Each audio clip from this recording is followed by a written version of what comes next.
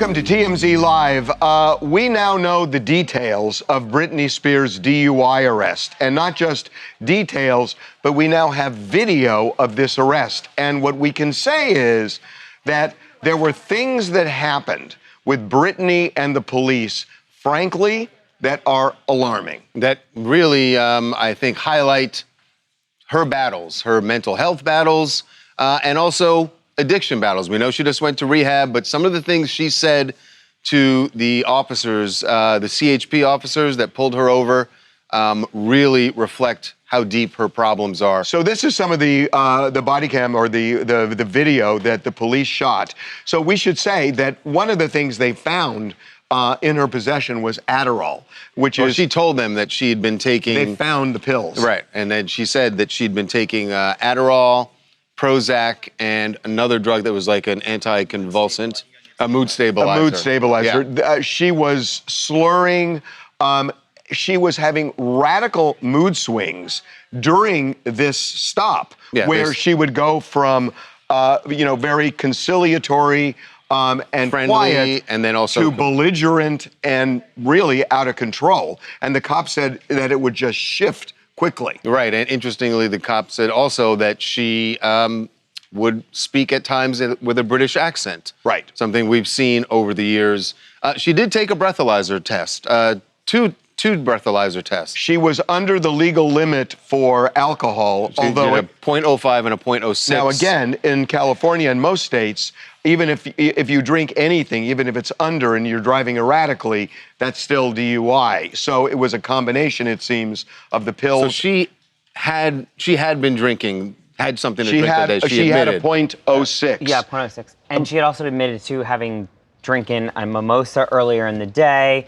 Another interesting aspect, we're still going through all this footage. There's quite several hours of it, actually. It took her over 3 minutes to pull over. So you see the CHP, two CHP cruisers, they're moving up on her car on the 101. They're following her for quite a long period of time. She finally gets off at the Westlake exit, but then she continues to drive, and then she finally pulls over to the shoulder of the road. I mean, it's at nighttime. She could have pulled over in the breakdown lane, but it went on for about 3.5 minutes. She finally pulls over.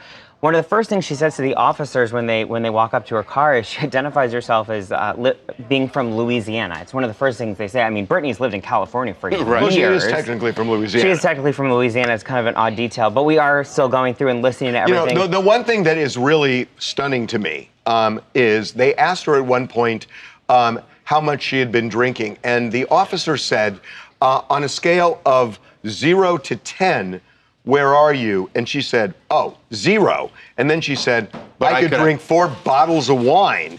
I could drink 4 bottles of wine and still take care of you. And what does that mean, take care of you? But the 4 bottles of wine was alarming because she's had issues like this in the past. And just the fact that she said that. When you're being pulled over clearly for an alleged DUI and you say something to the officer like that, it kind of gives you the feeling that she's not really, how do I say this? She's not with the program, right? No. At the moment, we should say, she's not. Back to the video you just saw. She got very belligerent, according to cops, and they actually handcuffed her and took her to the station. And they talk about how, in the police report that was released today as well, they talk about how there were other things that she was exhibiting when they were having conversations with her. She was very fidgety with her hands, almost like she was nervous, like, oh, I got busted. You know, she knew that she had been drinking before being pulled over. There was just signs that were very clear that they had busted her. Did the report make clear why they went to the hospital with her? Because the day of the arrest, we were trying to figure that out, why she had gone to the hospital. My understanding is she was not agreeing to take it at the scene. Right, and they had to drop blood at the hospital. That's and then what's interesting in the report is they also say that when they got to the hospital, she was like hesitant to take another breathalyzer test. And she had asked to go to the hospital, or asked to go to the bathroom, and that's when they said she got belligerent and kind of out of control, not cooperative with the officers. You should know that ultimately the disposition of this case, where she did not plead guilty to drunk driving, she pled to a lesser offense, reckless driving. So a DUI is not in her record. She has gone to rehab. She was only there for 17 days. They were hoping, people around her, that she'd stay for 90. Yeah. But she didn't. Hi, I'm Manny from Atlanta, and I feel that it's very disheartening watching these videos of Britt We have been rooting for her for a very long time, decades now, for her to stop battling these vices. It seems that she's taken the twirls from her living room to the road, and that is just extremely dangerous. I hope that she gets the help she needs, and it's time for her to get some consequences behind these things so that she can get some straightening and a little bit of act right. And this is coming from a big fan of Britney Spears. Yeah, well, she is on probation now, so she's going to have to, as you put it, act right for the duration of that. So Spencer Pratt has a role model. There are a lot of people who think he's kind of been modeling his campaign after Donald Trump's campaigns. Right. But there have been parallels. And Donald Trump actually says he's modeling himself after somebody else too, so there's a connection. Jesus. Yes. No, I'm not just saying Jesus. No, I'm saying that's Jesus. the person. That's the role model. Yes, Spencer Pratt sat down with our good buddy Alex Michelson On CNN? on his show on CNN and talked about his influences for his campaign. Didn't see this one coming. Who is your political role model? Jesus Christ. Okay, I mean, that's what. Yeah, he was a politician. He had to, he had to go in and. Are there any modern politicians that you're especially studying or drawn to? No, I'm not a politician. I don't want to be a politician. Yeah. I want to be a fighter for the people. But you've mentioned though that Obama. I'm most similar to Obama. Okay. Well, I think the Obama comment is interesting because yesterday Donald Trump gave him a soft endorsement, and he doesn't really want that in very heavily Democratic Los Angeles. So I think he swung the other way there. Yes, definitely trying to remove that. Explain the Jesus thing for me, because I wish I would have heard, like, why. Well, I mean, here's the thing. Jesus is not, and I guess that's his point, that nobody thinks of Jesus as being a political figure. No, and but that's he his said point. He doesn't want to be a political figure, which, by the way, is something someone else said when they were running for president. I'm not a politician.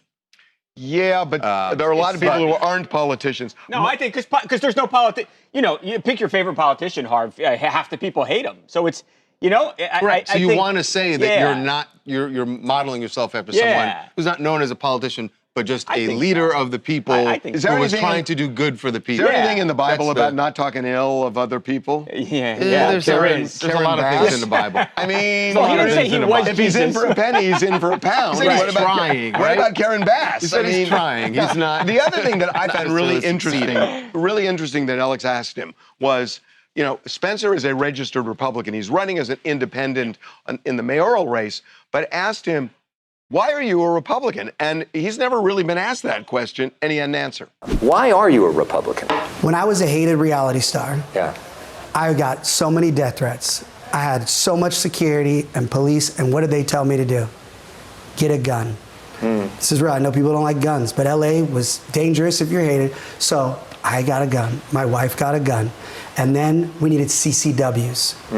The only people that supported a CCW was the Republican. That was what I aligned with, my safety, my personal safety, my family's safety. I know people don't like guns, but when people are threatening your life and your own security is telling you you need to have home protection, train to, it's not like just I went to the, go through the proper steps. That was my, that's it. I think that's really interesting that there are certain issues that matter so to people. I mean, Israel was a big issue for a lot of people 20 years ago, and it's actually an issue for, I guess, different reasons today. Right. So people choose based on what affects you them. can be a Democrat and have a weapon. That's a weird answer. I don't like this thing that Democrats don't own guns. Yeah, I that thought it was weird, Democrats too. don't have concealed carry licenses. Yeah. Of course I they know do. some that do. I know plenty of them. Of course you do, but Republicans are more gun-friendly than Democrats. It's just Democrats are more about gun control and about making sure, wanting to know who is buying the gun and who's getting the license. Yeah, but they're also but that's not. I mean, personally, I am, against these semi-automatic weapons. I was going to say, and that's a real divide with Republicans and Democrats. And so Democrats generally fall on one side. You've got some guns here. Oh, there Oh God! Wow! Suck up. Oh my God! And worked. Hi, this is Meredith in Los Angeles, and I want to thank you guys for having me on because Spencer has blocked me on social media, so I can no longer communicate with him there. So hopefully I can get him here. He blocked you? He did block me, which is interesting because he does want to, I guess, be my mayor. So why did he block you? Yeah. Do you want to You know tell us what? a little bit of what you said that. I'm going to be so real. Sometimes I get a little sassy, but I think with Spencer, like I was just offering pretty measured critiques of his campaign. And I have heard that he is blocking a lot of people who are saying basically anything that's not super positive. That's interesting because we've done positive and negative on Spencer. He didn't block us on the negative. Well, how would he block us? He could block me on my phone. He could. Yeah. Coming up. We are about to be joined by the one and only Survivor host, Jeff Probst. Last night was the finale, Survivor 50. It was a live finale, of course. And Jeff brought out one of the contestants, Rizzo, but got the timeline of the show, the rundown of the show, So it's a little screwed up. Be right back. All right, I'm very excited about this Me because too. we are about to be joined by the one and only Survivor host, Jeff Probst. Last night was the finale, Survivor 50. Amazing. Which did phenomenally seasons. well in the ratings. Yes, it Jeff, did. by the way, Jeff is fabulous. He is. He is fabulous. However, even fabulous people They make mistakes. and it happened last night. It was a live finale, of course. And Jeff brought out one of the contestants, Rizzo, but got the timeline of the show, the rundown of the show, So it's a little screwed up. So it's a live show, and they run contests during the live show that they've are already pre-taped, recorded. right. So Jeff messed it up. Jeff thought that they had already run a taped segment with Rizzo that was where the audience got to find out how Rizzo did in a competition. But they had not actually aired it, so watch Jeff and Rizzo. I just want to point out, I think at some point you said to Colby, hey, the new era is not about camp life. And it did occur to me, camp life is also about fire making. I don't know if there's something in there to think about. Anyway, Rizzo, you become the final member of our jury. Take a spot over here. This is it. These are the people. Their games fell a little short, but this is the group that is going to figure out what just happened. They didn't show the fire. Fire hasn't happened yet. Huh? The fire hasn't happened yet. Keep going. I'm not even sure what's happened, but up next, we're going to have one final surprise for the players, and this surprise they like. This is going to be interesting. Oh, yeah, it's interesting. So you can see it's interesting. all the contestants were like, Jeff, what are you doing? Even the audience was confused. This is literally cart before the horse. Yes, indeed. But you know what? Everything worked out because that's what happens in live TV. You just roll with it. So joining us right now, Jeff Probst. Welcome back to TMZ Live. Good to see you, my friend. Okay, first I have two things to say. Yeah. Listening to the setup of how I messed this up is like having an open wound, and the doctor, you know, at some point he's going to fix you up. At first, he's just like digging in there and pulling the skin around. And then, secondly, that's the first time I've seen that. I did not remember what I said last night. I was so out of my mind, so that was wild to see. Okay, and because I like you so much, I'm gonna tell you something that will change your life. Okay, one word. Okay. It's called Prevagen. That's fine. I mean, I hear you. There's Jeff, I watched it happen and I was like, this makes sense. There's a lot of moving parts, and especially when you're doing live TV, but you're rolling in segments, and if you're not sitting watching, I imagine that you're doing a bunch of other things backstage, so you're not really... Yeah, I'll tell you what happened, because I did learn a couple of lessons. One is, yeah, you're right. You're like you said, the show is airing, and then every so often I come in and I do a live hit with a player. I'm not watching the show backstage. I've seen that episode many times. I'm just prepping on my clever question for Rizzo that I can't wait to get to. So I walk out and we're all set up for our next thing, which is the jury. What had happened was our whole team, we were off. We knew what we were doing. It was correct. It was just an act early. And here's the funny part, because our show is confidential, when we rehearse with stand-ins, we don't rehearse the script or the clip. It's a dummy. So we've never actually done it live until we do it. So when I was sitting there and I started feeling the energy in the room shift, I knew we were in trouble. Do you have an earpiece or something where some? I don't. You don't? So I know, and now CBS is going to say, this is why we've wanted you to wear one for 25 years. I can see the moment, Jeff, where like the audience wasn't reacting, and so you're like, wait, what's happening? I don't understand. Because you would expect the audience to be like cheering. Here's the thing. Energy is real because there's a hum when you have 1,200 people. You know, you can feel the energy when you're doing live TV. There was a moment as I started to push Rizzo, he didn't want to go. And I'm like, dude, go sit down. We talked about this. That's You could feel him resisting. You're like, what's going on? And then I felt it was like the whole audience went quiet and their eyes just got huge and they were all thinking, he has no idea. It was funny in retrospect, but in the moment. But the whole time you were on camera, it doesn't seem like you quite figured out what had happened. No, you just tell that something was off. I didn't know we were an act ahead. And so I'm thinking, and here, the other time I knew it is I had this, what I thought was a funny thing because Rizzo had made these comments alluding to camp life. And I was going to say, well, if you had participated in camp life, you might have learned how to make fire. You might still be in the game.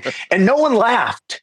You're like, I'm bombing up here. What's happening? What's going on? Well, you know, look, I mean, Survivor is not like a well-oiled machine like TMZ Live, you know? Yeah, because we never have anything like that happens. So congratulations, 50 seasons. We're intentionally not telling people who won because there's some people in our office who are planning to watch it tonight. Okay. Screaming like, don't tell me. And I'm sure there are people Charles, at home I'll bet you this. I'll bet you those people that haven't watched and don't know who has won, they definitely know about this. Oh, yes. Yeah. They do. We're doing this on all our we shows pitched today. it this morning in the other show. No, everyone knows. We talked about your screw-up is going everywhere, man. I think we led the other show with it. Hey, can I tell you, though, something, Harvey, that I think you'll appreciate as a producer? We're backstage. All the CBS execs are there. The president is there, Amy Reisenbach. She comes back in my dressing room. Not only does she say, it's not a big deal, dude, it's live TV. She also says, if you're running long tonight and you need a couple extra minutes, you can have them, which the network never gives you extra time. So that's the kind of support you want for when something like this does happen. And you're not, nobody's trying to humiliate you. They just say, hey, man, mistakes happen. Go make it funny and let's keep going. Honestly, it was great. I mean, the fact that happened makes the show better, actually, I think. Hey, listen, congratulations on 50. That's amazing, Jeff. Well, thank you. Anything that we can look forward to? Have you guys started talking about new things, new wrinkles you might be doing, or are you just still? Yeah, we did show a trailer last night. We've already shot season 51. And the basic idea if you're a Survivor fan is that it's called the open era. And the premise is that anything we have ever done in 50 seasons of Survivor could now be in the game at any time, without any notice, in any combination, in any season, without any warning. And we did the first season, and it definitely works. Permanent uncertainty changes how you think, because you now know I cannot predict anything. And it really opened players up to start realizing the opportunities that come with that. By the way, are you in the next season of White Lotus? Is he bringing you in? No, he announced last night, though, on the show that Mike players. White we're talking about, right? Yeah, Mike White. He announced that these two players, Charlie and Camilla, but you're not will be on White Lotus. I mean, what am I going to do? I'm just trying to. Oh, you don't understand. Yes. You don't understand the humiliation. We did a whole scene for the beginning of Hacks this season, and they cut us totally out of it. After Harvey teed it up for like 3 weeks. We're going to be on Hacks. We're going to be on Hacks, and then they hacked us. So. Did they give you? Did they at least tell you, sorry, we're cutting you, or did you just watch it? No, like 3 days before. 3 days before they called, and they said, yeah, we didn't quite like it that much. So beware if Mike does invite you on a White Lotus, just know that. Don't count your chickens. Yeah, right. And totally take that. And by the way, I'm glad we all understand that black is the only look on TMZ. Exactly. Yep, absolutely. Yes. We all got the memo. Excellent. Okay, Jeff. Great to see you, Jeff. Thanks for having me on. It was fun talking to both of you. All right. Thanks, man. Appreciate it. Later. Coming up. Well, it is the end of an era for Stephen Colbert and The Late Show in general. I mean, CBS. There is a show that is obviously going to be stepping into that slot called Comics Unleashed. And it is the creation of our good friend Byron Allen. Be right back. TMZ's got every freaking thing. Big celebs, big stories, big events. Donnell Rawlings took TMZ DC on a city tour. You know what the irony of this is? A black man takes a white person to the White House. It's TMZ. Well, it is the end of an era for Stephen Colbert and The Late Show in general. CBS. It was on before Stephen Colbert, but it is ending tonight. And we all know what went on behind the scenes here. A lot of people feel that this was CBS shut it down because Colbert was constantly jabbing at President Trump. Well, there's also a theory that when Donald Trump sued 60 Minutes and CBS, that part of the settlement was we're going to get a pound of flesh on Stephen Colbert here. Right. So he is going away. So that is bad news for Colbert fans. But there is a show that is obviously going to be stepping into that slot. And the show is called Comics Unleashed. And it is the creation of our good friend Byron Allen. So Byron and his team of comedians will be taking on this slot. And the question is, what kind of humor will they be doing? And is CBS going to be watching them the same way that they apparently did with Colbert? And Byron has talked about this and said politics is off the table here. And I think that's interesting. Fascinating. That is really interesting. So joining us right now is our good friend Byron Allen. Welcome back to TMZ. Byron, how you doing? I'm doing great. It's great to see you. You know how to make things work. So explain to us, am I right, that how do you do a late night funny show where with you comedians don't deal with politics? Because it feels like that's the hub. Yeah, look, we've been doing this show for 20 years. Comics Unleashed with Byron Allen, we put that on back in 2006. And back then, in 2006, I said, look, we're making comedy that's evergreen. We want it to be funny 20 years from now, 40, 60. So let's not talk about politics. Let's not talk about celebrities. Nothing racist, anti-Semitic, homophobic, sexist. Just be funny and talk about your family, your friends, your relationships, your observations, your experiences, something that will be funny today and funny 60 years from today. So Comics Unleashed was one of the first shows shot in HD and syndication. Episodes that we made 15, 20 years ago. We're still running some of those episodes and they're doing quite well. We're also shooting new episodes. Now, fast forward, here we are 20 years later, and I think the audience has political satire, political humor fatigue. The news is overwhelming. Things are extreme. Things are difficult. Things are not normal. And so people need an escape, and people want to laugh more than ever. And we happen, I think, to be the perfect show for the perfect time at this time. I agree with you, Byron, on the point that people need to laugh more than ever. One of the things that I've heard a lot of people say that they enjoyed, people who were fans of Colbert, was the fact that he did make light of and could find humor in things that they were upset about earlier in the day, that there is a place for political humor. People kind of need and want to laugh about these things and find a way to laugh about it. I think there's a huge audience for it. And I'm a fan of his. And when they made the decision to cancel him, I will be the first to say, I think it was an unfortunate event. I sit on the board of the Motion Picture Television Fund, and we raise money for people who are falling on hard times in this industry. And he was gracious enough to come by our event the night before the Emmys. We exchanged mobiles. I texted him in the morning and said, would you be interested in having breakfast? He said, absolutely. We had breakfast, and it went into a lunch. And then he ended the lunch because he had to put his tuxedo on and go to the Emmy Awards, which he won.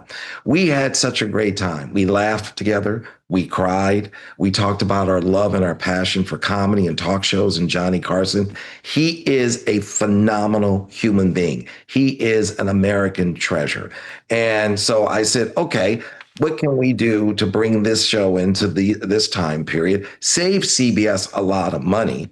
What I told CBS is if you don't want to spend $150 million to $170 million a year producing something, I have two shows that can fit into that time period, Comics Unleashed with Byron Allen and our comedy game show, and I will pay you millions of dollars to have that time period. And I will take the 14,000 30-second spots and I will go sell them to my advertisers. It's how you became a gazillionaire. Yeah. And I know it.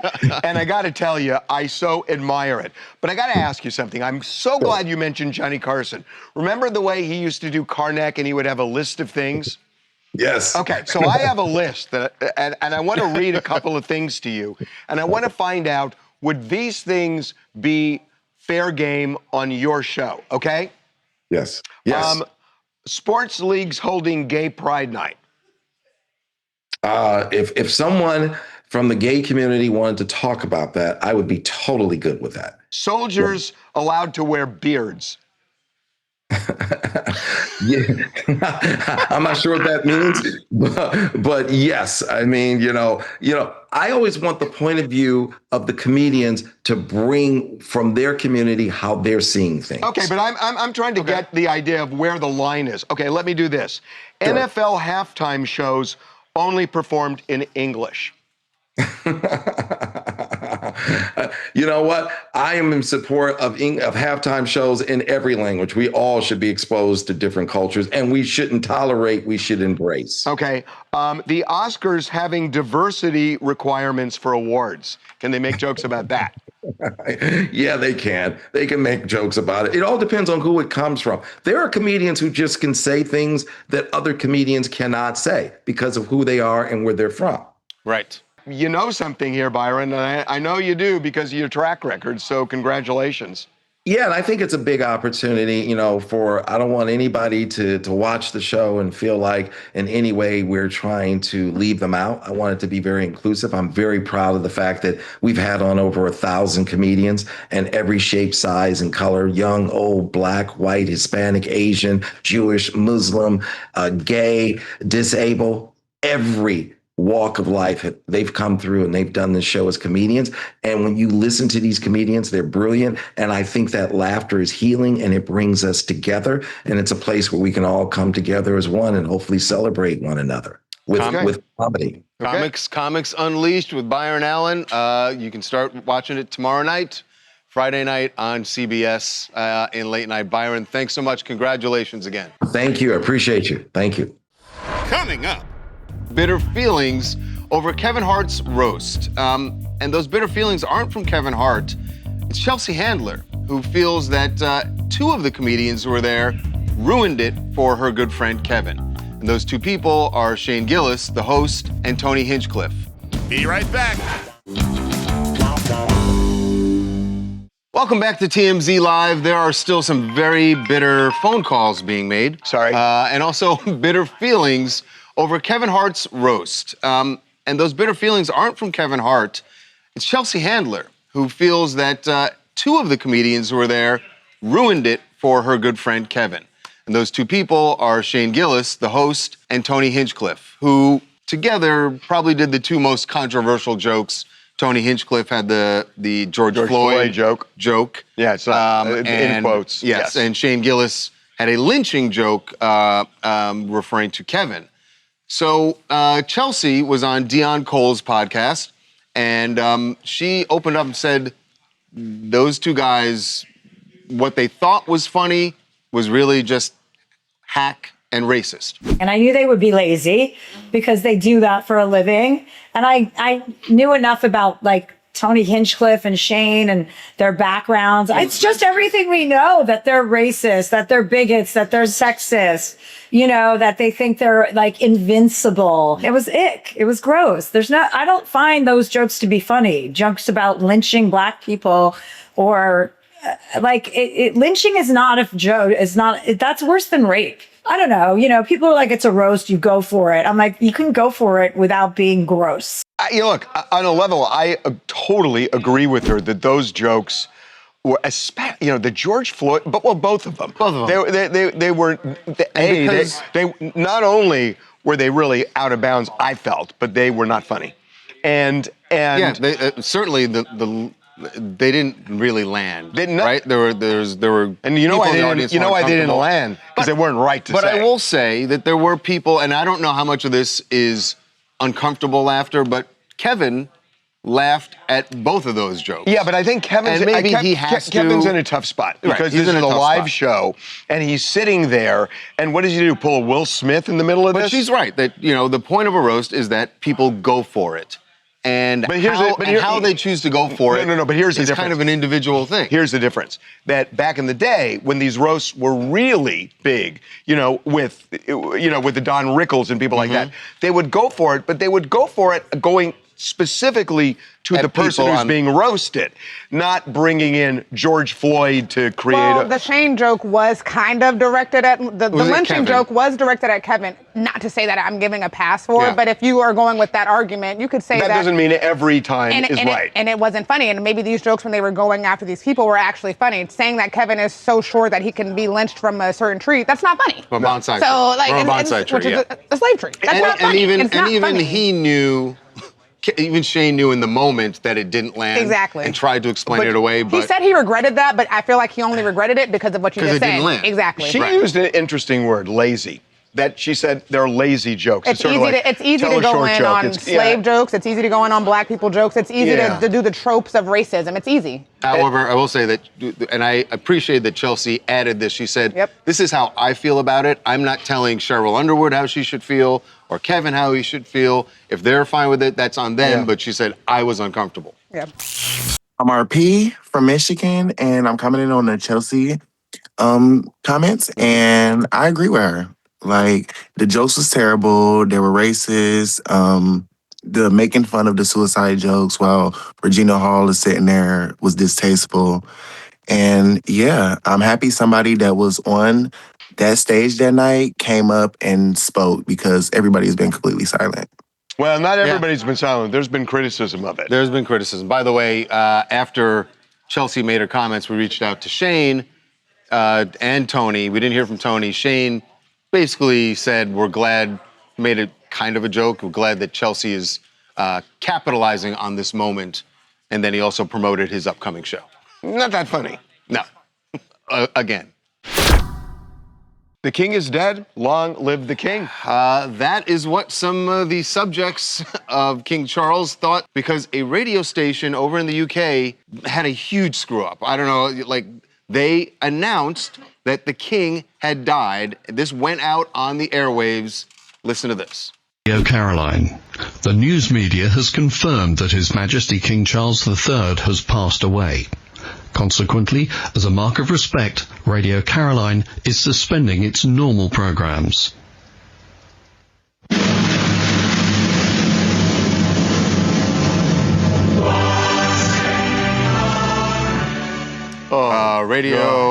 Radio Caroline, you have a problem. Oh, the king is very much alive. They had this already kind of locked and loaded in the event, or when he does pass. Yes, and I think almost all media in the UK they have a protocol for what they're going to do, and they're prepared for it. Don't we know it? But yes, sometimes media outlets. We did. This happened to us when probably 10 years, 15 years ago, when something happened to our publishing tool, and all of the pre-programmed stuff went out, including O.J. Simpson's death, which we pulled back. But all of a sudden, like in Sweden, they start announcing reporting it. that TMZ is saying that O.J. Yes, so these things do happen. By the way, the king, very much alive. He was actually in Northern Ireland today, greeting some of the subjects.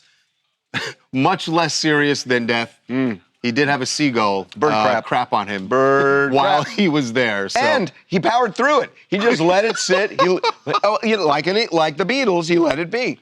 Oh my! Well, he did. He did. And he knew it crapped on him. Boy, you know who's not having a good day? Somebody at Radio Caroline. I don't know who, but God. Do you ever work?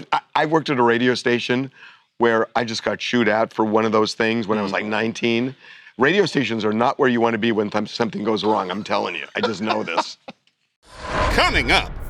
Gabby Gonzalez, the travel influencer who has been arrested accused of a murder-for-hire plot to kill Jack Avery. Prosecutors revealed something else about this case that we had not seen in the documents before. Kind of alarming. That is so chilling if true. Be right back.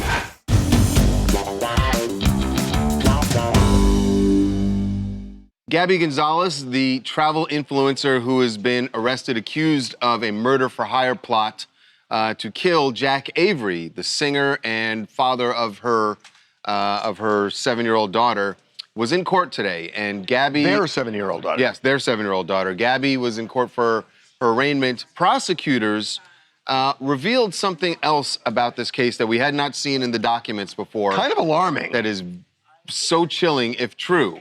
What they said was, now, we told you that her father got on the phone at one point with the guy he thought was the hitman that they were hiring to kill Jack Avery. And this happens in movies, you've seen it, but it actually happens in real life where they want to know that the person is dead, so they want proof of death. That they, according to prosecutors, the conversation basically was that they wanted Jack's pinky finger as proof that he was dead, that the job had been done. First of all, it's kind of stupid, number one, because how do you know it's Jack's pinky? How do you know it's finger? Jack's pinky? So that in itself it's almost is like kind of stupid. It's almost like they said that based on watching a movie. A movie? No, exactly. Right. Exactly. So yes, she had her arraignment. She did not enter a plea today. We got some video of her mom outside of the courthouse. Her mom is insisting that Gabby is innocent. And says she's doing well in jail. Her bail has been set at $2 million. She's not pled yet, right? We were checking that right now. Lindsay, did she not plead? Didn't plead today, but her family was there, definitely backing her. She's going to plead. She's going to end up pleading not guilty. Course, I mean, yes, of course. Yeah. Does she have a public defender or? She has a lawyer. She has a lawyer. She has a lawyer, yes. Right. Oh, that's right. And has her father been extradited yet? Because he was arrested in Florida. No. We were waiting to see when he gets here still waiting to on LA. that. He's probably going to waive extradition. He did already. Yeah. He waived it. Yeah, he waived it. So he'll be here. Wow. So this is a crazy, crazy case. And Jack... For the first time we're hearing from Jack. Yeah, spoke out today. He posted on social media. He said he addressed the incident with his ex. He talked about support that he's been receiving from everyone. And he posted the photo with his daughter. He said that Lavender is doing well and that she is... In his custody. Yeah, in his he has custody. Full custody at the moment after, well, everything that happened, obviously. He still wasn't clear in that statement whether or not he was aware. He said he's known about the investigation, obviously, for years, and that he's remained silent. What we don't know is at what point he knew that Gabby was allegedly involved in it. He had to know when the FBI raided in 2022. He just had to know If he knew about that FBI raid, remember, he wasn't he wasn't there. No, but that was her boyfriend. then husband. Yeah. Oh, it was a different guy. Different partner, yes. Oh, what tangled Lots webs. going on. Yes. Coming up. Missed it by just a hair is how you can describe this video with this a scooter rider in Hungary. Be right back.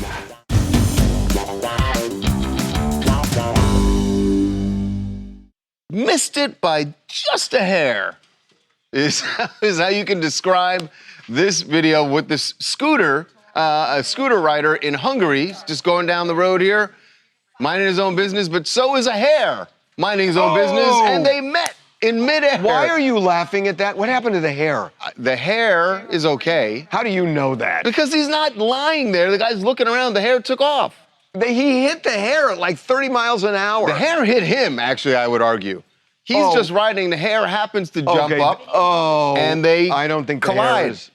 But the hare took off. Wait, let's see the landing. Stick the landing, hare. Oh, come on, Charles. This is terrible. Okay. I think it's okay.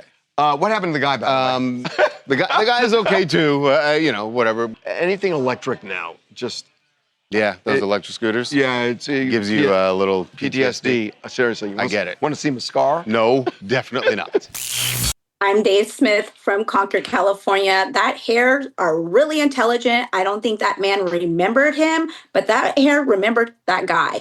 So I'm going to call him Jack Ryan, like Cardi B says. We got beef forever. So I think he did something to that hare, and we're going to figure out, and I think we're going to see more of it. And I'm going to name him Jack Ryan from the CIA. Jack Ryan's got beef. Jack Ryan. All right. Okay. Well, what else do you guys want to talk about?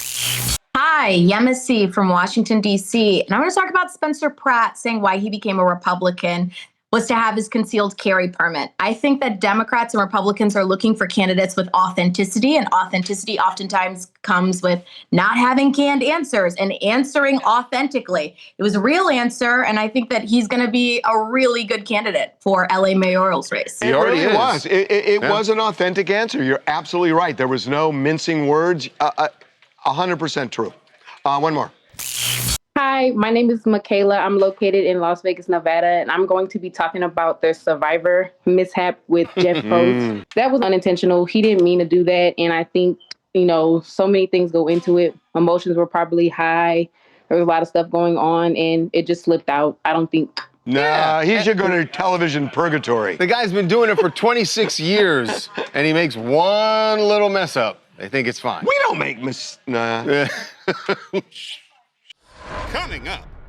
So on our live stream every day, you usually let people on the live stream choose your lunch. We give them 2 options and they choose. Right. Well, today, the live stream watchers did not get to vote because we have someone special here who's actually made lunch for us. Be right back.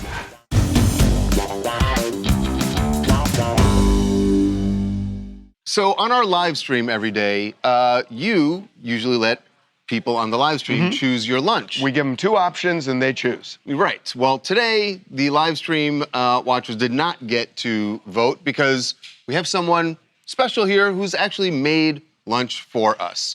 She goes by Jamie. No, but she goes by Chef Igumdrop. Yes, and she's on MasterChef, currently on the current season of MasterChef, and she dropped by to do something with our social media team, so we figured she's already cooking for them. Let's see what you can have for lunch. I'm actually really excited about Chef this. So, Jamie? Jamie, come on in. What do we got? Oh, wow. We have Malaysian sauté on a bed of lettuce wraps because I heard you like healthy food. That looks great. With a caribou salad, so it's a tossed sweet salad with a creamy peanut sauce. Oh, that looks good. Can we eat it? Can we eat it? Yes, please. All right. Man. Okay, you go first. Dig in, please. It's your lunch. I'm just here along for the ride. So wait a minute. So do you do it as a lettuce wrap? So or you could or take skewer? a lettuce wrap, grab Okay. a lettuce wrap, a bigger one. Okay, can I just say before we start, when Megyn Kelly had a talk show on NBC and she wanted to do important things, Judge Judy told her, in 3 weeks you're going to be making lasagna on the show. So now we're making lasagna. Okay, so yes, take some out. Okay. Yes, and then maybe put some of the salad on top. You have to eat with your hands. In Malaysia, we eat with our hands. We just take this? Yes. With our hands? Yeah, and put it on top of the lettuce wrap. I have Ebola. Dude, I don't want to hear about your Ebola. Dip it in the sauce. Don't drop the... Okay. And then take a bite. Okay. Oh, your chicken Oh, fell. shoot. Okay. It's a skill to eat with your hands. It takes a You bit of told me- skill. okay. Yeah, it takes a bit of skill. Okay. Yeah. That's a good grip. Okay. All right. That's really good. Really? Mm-hmm. Yeah, it's That is really good. turmeric, curry powder, marinated overnight. The chicken is great. What? Really? So that has turmeric on it? Turmeric, coconut milk, curry powder, That's really cumin. good. All right. Yeah. You know what you forgot? Napkins. No, you have Don't to wipe lick it. on me. You lick it off your fingers. It has to be finger licking That is good. awesome. Yeah. All right. That's really Thank you good. so much, Yay, Chef Jamie. thank you for We're watching you on MasterChef. That's really good. you. We'll see you guys tomorrow.